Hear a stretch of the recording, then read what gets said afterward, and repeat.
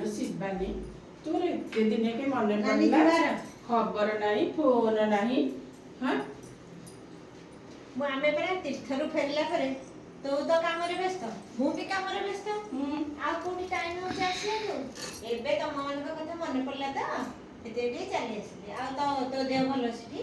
ହଁ ମୋ ଦେହ ଭଲ କାହିଁ ନା ହଁ ଆଉ ଆକାଶ ପୂଜା ଝିଅ ହଁ ଆମେ ସବୁ ଭଲ ଅଛୁ ଆଉ ମତେ ପା ବାପା ମା ପଠେଇଲେ କହିଲେ ବୋହୂ ଆଣିଲାଣି ନାନୀ ତ ବୋହୂ ସାଙ୍ଗରେ ଠିକରେ ଚଳିପାରୁଛୁ ଟି?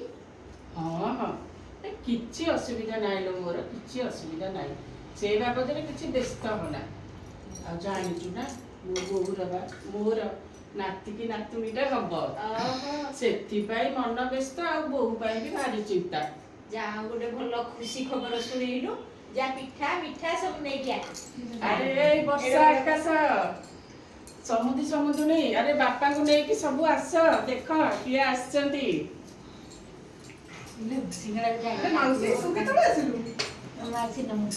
ବୁଢ଼ୀଟିଏ ମାଉସୀ କେତେବେଳେ?